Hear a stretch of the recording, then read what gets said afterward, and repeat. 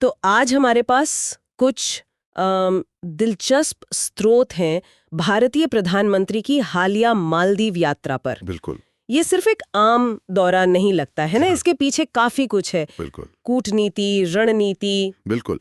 सतह के नीचे बहुत कुछ चल रहा है और हिंद महासागर में जो शक्ति संतुलन बदल रहा है उसकी भी कहानी है इसमें। हाँ, तो आज इसी पर थोड़ी गहराई से चर्चा करते हैं। जरूर। और देखिए, ये यात्रा इसलिए भी खास है क्योंकि ये प्रधानमंत्री मोदी के तीसरे कार्यकाल की बिल्कुल शुरुआत में हुई। अच्छा। हाँ, तो ये कहीं ना कहीं दिखाता है कि भारत अपनी पड़ोसी पहले नीति को, मतलब अपने पड़ोसियों के साथ रिश्तों को कितनी अहमियत देता है। और मालदीव इसमें कैसे फिट होता है, मतलब इस नीति में? मालदीव, देखिए, हिंद महासागर में उसकी लोकेशन बहुत अहम है, स्ट्रेटेजिक जिसे कहते हैं। तो इस नीति में वो बिल्कुल केंद्र में है। ये लोकेशन कितनी अहम है? मतलब सिर्फ खूबसूरत द्वीप है या कुछ और भी है? नहीं, बहुत ज्यादा। आप सोचिए, भारत का 80% से ज्यादा समुद्री व्यापार हिंद महासागर से होकर गुजरता है। 80%? ये तो बहुत ज्यादा है। हाँ, बहुत ज्यादा। दुनिया के सबसे व्यस्त समुद्री रास्तों में से एक है ये। तो मालदीव जैसे देश जो इन रास्तों के इतने करीब हैं, उनके साथ अच्छे संबंध रखना, वहां स्थिरता बनाए रखना, ये सिर्फ दोस्ती नहीं, ये भारत के राष्ट्रीय हित का मामला है। सुरक्षा, अर्थव्यवस्था सब जुड़ा है। समझ गए। तो आधिकारिक तौर पर क्या बताया गया? इस दौरे का मकसद क्या था? आधिकारिक तौर पर तो वही सामान्य बातें थीं कि द्विपक्षीय सहयोग मजबूत करना है, जैसे रक्षा में, समुद्री सुरक्षा में, आर्थिक मदद और हाँ, लोगों के बीच संपर्क बढ़ाना। ये सब जरूरी चीजें हैं, जाहिर है। लेकिन जैसा होता है अक्सर, कुछ अनकहा एजेंडा भी होता है। बिल्कुल।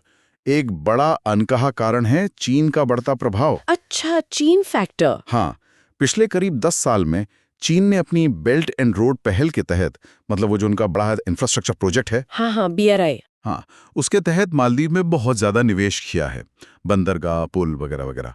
तो भारत यहाँ, देखिए, भारत चीन से पैसों की होड़ नहीं लगा रहा। नहीं, भारत का नजरिया थोड़ा अलग है। वो स्मार्ट रणनीतिक जुड़ाव पर ज्यादा ध्यान दे रहा है। स्मार्ट जुड़ाव, ये क्या होता है? मतलब चीन के बड़े बड़े प्रोजेक्ट से कैसे अलग है ये? इसका मतलब है ऐसी चीजों पर फोकस करना जिनका सीधा असर मालदीव के आम लोगों की जिंदगी पर पड़े। जैसे अस्पताल बनाना, साफ पानी की व्यवस्था करना, लोगों के रहने के लिए घर बनाने में मदद करना। ये सिर्फ बड़ी इमारतें खड़ी करना नहीं है। ये जमीनी स्तर पर लोगों की जरूरतें पूरी करके एक तरह से विश्वास बनाना है, सद्भावना बढ़ानी है।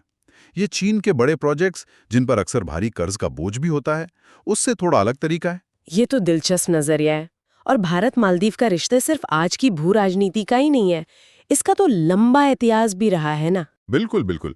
इतिहास काफी गहरा और उतार चढ़ाव वाला भी रहा है। जैसे 2004 की सुनामी आई थी। हाँ, वो तो याद है। और उससे भी पहले 1988 में जब माले में तख्ता पलट की कोशिश हुई थी, ऑपरेशन कैक्टस। हाँ बिल्कुल, ऑपरेशन कैक्टस। भारतीय सेना ने ही उसे नाकाम किया था। तो ये दिखाता है कि एक भरोसे का रिश्ता तो है। हाँ, वो तो है। लेकिन इसी भरोसे के बावजूद हमने हाल में वहाँ इंडिया आउट जैसे नारे भी सुने हैं। हाँ। तो क्या ये भरोसा मतलब पूरी तरह मजबूत है? ये एक अहम सवाल है। इंडिया आउट अभियान, जिसे कुछ विपक्षी गुट हवा देते हैं, वो दिखाता है कि रिश्ते में तनाव भी है। अक्सर ये राष्ट्रवाद और बाहरी प्रभाव की चिंताओं से जुड़ा होता है। तो मालदीव की जो मौजूदा सरकार है, वो एक तरह से संतुलन बनाने की कोशिश कर रही है, इन राष्ट्रवादी भावनाओं और दूसरी तरफ क्षेत्रीय हकीकतें, जैसे भारत जैसे बड़े पड़ोसी की जरूरत, इनके बीच। अच्छा। तो ये दौरा शायद इसी संतुलन को साधने और विश्वास को फिर से पक्का करने की कोशिश भी था। तो इस दौरे के कुछ ठोस नतीजे निकले? कोई नए समझौते या घोषणाएं हुई? हाँ, कई अहम बातें हुईं। रक्षा सहयोग को और मजबूत करने पर सहमति बनी है।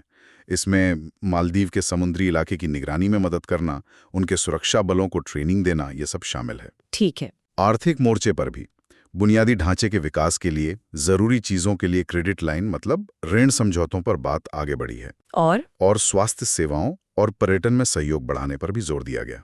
और हाँ, पर्दे के पीछे तो यकीनन क्षेत्रीय सुरक्षा और जो बड़ी हिंद प्रशांत रणनीति है, हाँ, उस पर भी गंभीर चर्चा जरूर हुई होगी। तो कुल मिलाकर संदेश यही है कि भारत सिर्फ एक पड़ोसी नहीं, बल्कि एक भरोसेमंद साथी के तौर पर मौजूद है, खासकर ऐसे समय में जब हिंद महासागर में दुनिया की बड़ी ताकतों की दिलचस्पी बढ़ रही है।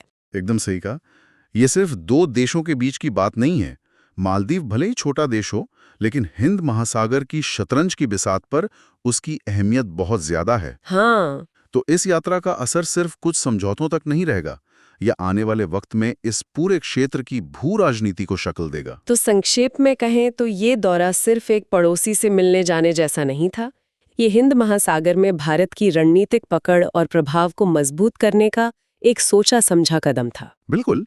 मालदीव सिर्फ छुट्टियों के लिए खूबसूरत जगह नहीं है, वो हिंद महासागर में एक अहम जियोपॉलिटिकल पॉइंट है। इस यात्रा के दूरगामी रणनीतिक मायने हैं। यहाँ एक सोचने वाली बात ये भी है कि भारत और मालदीव जैसी ये जो रणनीतिक साझेदारियां बन रही हैं और दूसरी तरफ चीन का प्रभाव भी बढ़ रहा है, ये सब मिलकर भविष्य में इस क्षेत्र की स्थिरता और शक्ति संतुलन को कैसे आकार देंगे, ये देखना वाकई दिलचस्प होगा।